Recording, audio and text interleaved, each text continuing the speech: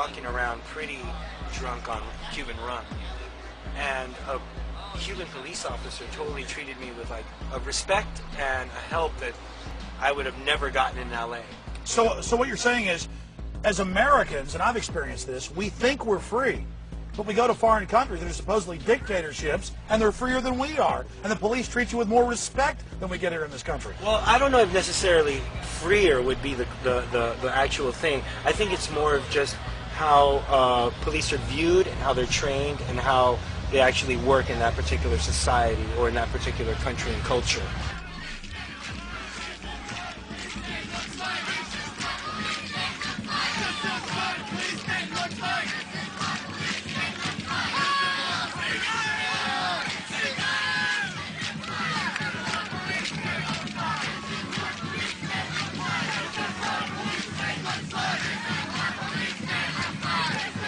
So why are they getting so arrogant? Why are they laughing at us? Why are they being so out in the open about the despotism that they're engaging in?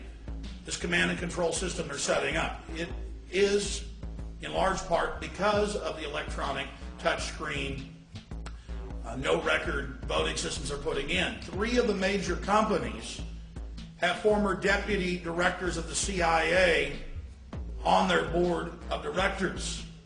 The local voting machine company that we all supposedly vote on is in large part controlled and owned by Clear Channel.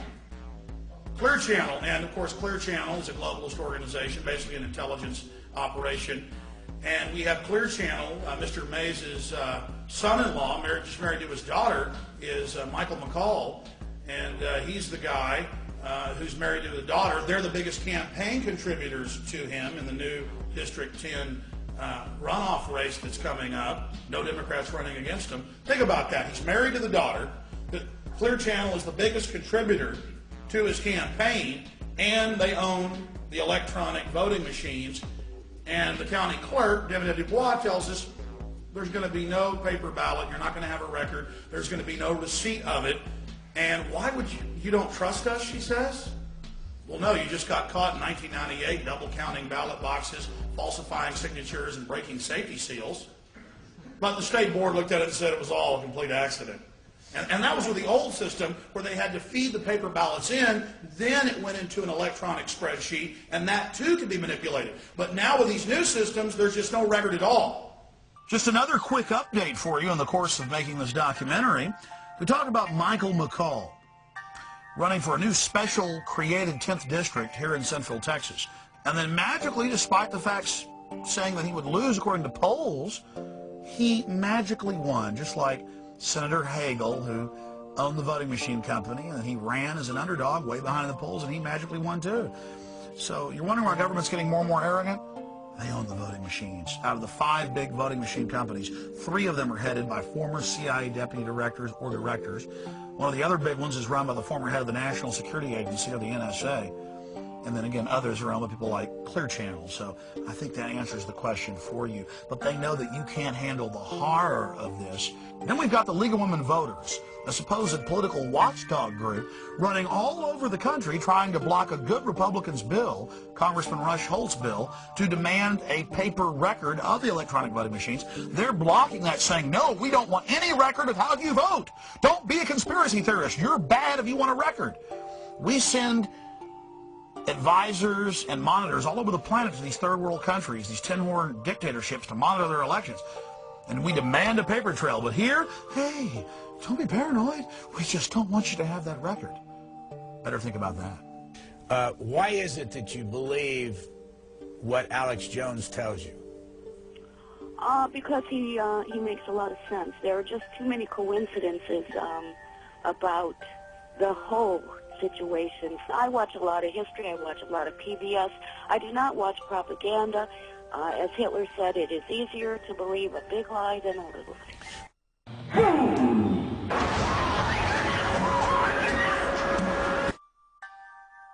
A lot of you have already instinctively known that something was wrong on 9/11. But you're still saying, how could elements of the government do something so horrible? How could they carry something out like this? Well, look what happened to millions of American Indians. Look what happened to African Americans because of criminal elements in the government and individuals that stood to gain by their enslavement, by their murder. So don't be naive. Look at history. Look at what all the dictators have done. Look at what's gone on in kings and queens' courts. Look at the subterfuge they had going on 1,000 years ago, 500 years ago, and then magnify that today. It's very naive to look at all the motives that the military-industrial complex had for 9/11, and then to look at all their connections with the Taliban, with the Al-Qaeda, with training the supposed hijackers, with giving public officials warnings. You cannot deny what's developing here, what's happening.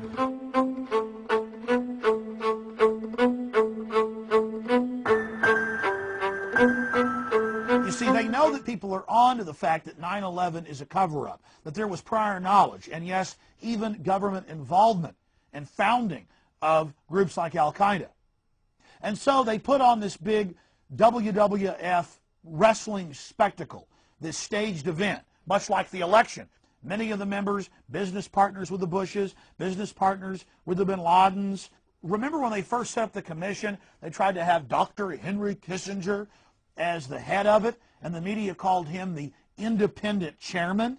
Well, this new independent commission is no more independent than Dr. Henry Kissinger was going to be as the chairman.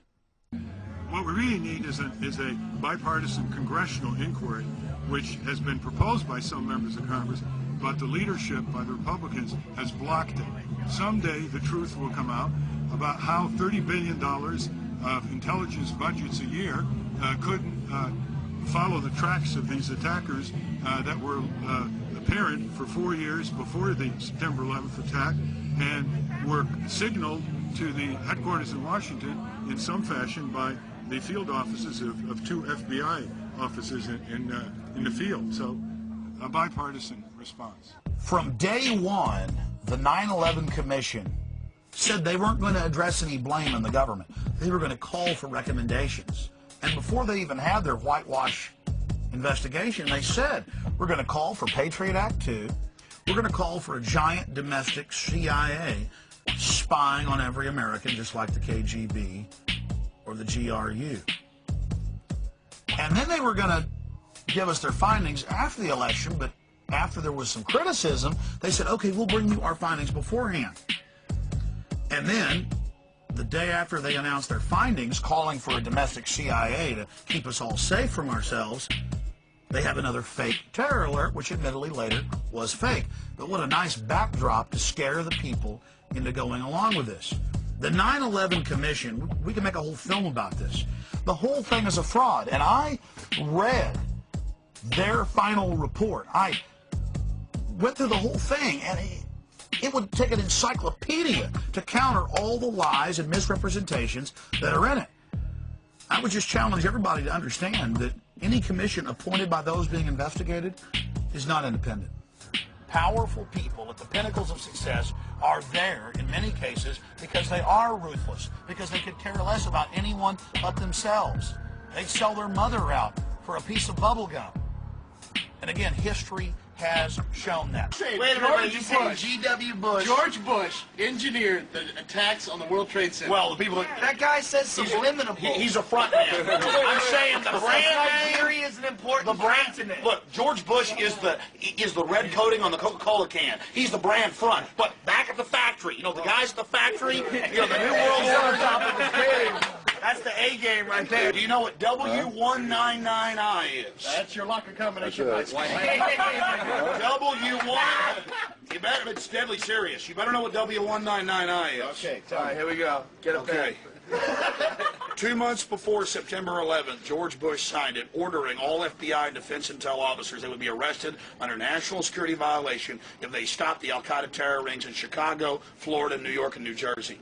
The deputy head of the FBI... Why would he let me give you the facts and you go check it out for yourself. Anyways, Deputy FBI Director John O'Neill quit, released the document, and was dead on September 11th.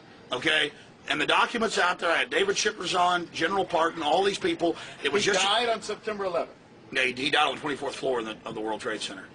He had just been hired. He was on the trade team. He had just been hired by the owners of the Trade Center right after quitting. He thought it was a great deal. He didn't see the full scope.